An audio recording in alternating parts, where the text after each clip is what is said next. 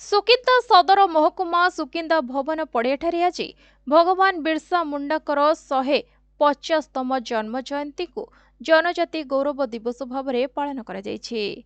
एही अवसर में राज्य समवाय हस्ततंत्र हस्तशिल्प और बयनशिल्प मंत्री प्रदीप बलसामंत मुख्य अतिथि भाव जोगदे साधारण लोकंकु बिरसा भगवान होइतिबा आदिवासी प्रबाद पुरुष बिरसा मुंडाक अनालोचित जीवन उपरे निजर वक्तव्य रखी देश स्वाधीनतार आदिवासींकर योगदान को आलोकपात करथिले। सारा देश में पर्व होती ये गोटे सरकारी कार्यक्रम विगत सरकार मैंने बिरसा मुंडा को पचार नुले मन रखुले। जब भारतीय जनता पार्टी सरकार आसला आमर प्रिय प्रधानमंत्री नरेंद्र भाई मोदी आपको लोकलोचन को आनी आज आमर 12 जन पक्का दि जाए आउ 129 जन जमी पट्टा पाइबे। आधार कार्ड 8 जन को दिखाई बहु आधार कार्ड अच्छी दि बिहार आज प्रधानमंत्री मोदी जुमाई सभा कर बहु प्रकल्प आज शिलान्यास कर प्राय 83,000 लाख कोटी अधिका प्रकल्प दि। प्रधानमंत्री नरेंद्र मोदी आभासी माध्यम बिहार जामुईठारे आयोजित जनजाति गौरव दिवस कार्यक्रम को निजर वक्तव्य रखी भारत स्वाधीनतार 75 वर्ष आजादी के अमृत महोत्सव अवसर में आदिवासी मानक देश स्वाधीनतार योगदान को प्रकृत पक्षरे लोकलोचन को अणा जाई सेमानक प्रति न्याय प्रदान करा जायछि बोली कहिथिले। ये होछि केवल बिरसा मुंडा का पई शहीद बिरसा मुंडा का पई ये भारत सरकार की सरकार है ये होछि तांका जन्मदिवस समति मन पकाबे आज ये पुण्यतिथि और ये को सरकार छुट्टी घोषणा करे छै। गोटे दिन आज लोकमान को अनेक दुख भितर गोटे सर्टिफिकेट का घर पाई आपण माध्यम केंद्र मंत्री के माध्यम प्रधानमंत्री के माध्यम पट्टा पाई बहुत जल्दी बहुत खुशी आगुर गोटे स्थानीय सरकार था लोक किसी करूँ तेणु बर्तमान आम भारतीय जनता पार्टी सरकार ये लोकों सरकार लोकों पाखक जीव लोकों सब समस्या समाधान करा बहुत कुछ करा। समग्र देश में हजार हजार आदिवासी नेता 1894 मसीहार अक्टोबर 1 तारिख रे भगवान बिरसा मुंडा का आह्वान क्रमे महाराणी शासनर अंत घटाई स्वराज स्थापन पर प्राणबली देइतिले बोली प्रधानमंत्री कहिथिले, जहाको स्वाधीनतार इतिहास रे स्थान दिया जाई नथिला।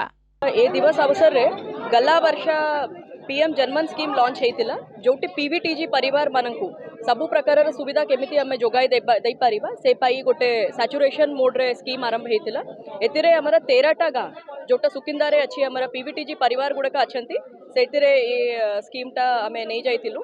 तापरे ए वर्ष रे पीएम हमरा पीएम जुगा स्कीम लॉन्च होची से अंडर रे जोटी हमारा आदिवासी परिवार माने अधिका अछंती से बलिया 67 गा 5टा ब्लॉक्स कवर करके बड़छना धर्मशाला कोरई सुकिंदा एवं दानगादी ब्लॉक्स रा 67 गारे हमें पीएम जुगा स्कीम टाकू टेकअप करूछु जो अंतर्गत आदिवासी परिवार मानकर जो गा गुड़ा करे 67 गा गुड़ा करे 17 डिपार्टमेंट्स रा 17 सेंट्रल मिनिस्ट्रीज रा 25 स्कीम्स हमें सैचुरेशन मोड रे टेकअप करा जिबा।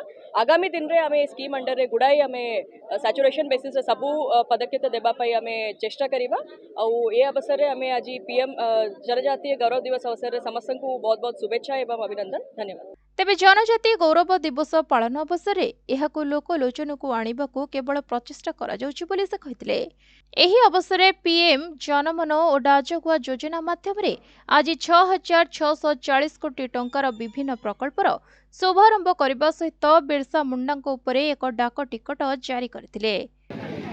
बहुत असुविधा थी घर खंड मिलना पट्टा ना जोरू आज्ञा बहुत असुविधा नहीं रही पट्टा पाइला कि बहुत सुविधा बहुत खुशी आज पट्टा पाइबा द्वारा आपने केते खुशी बहुत खुशी बहुत खुशी आज्ञा पट्टा पाई बहुत खुशी। सेहीपरि सुकिंदारे अनुष्ठित जनजाति गौरव दिवस पालन कार्यक्रम में मंत्री श्री बल सामंत और जाजपुर जिलापाल पी अंतेशा रेती उपस्थित 147 जन आदिवासी को सेमानक पट्टा प्रदान करा जायतिला।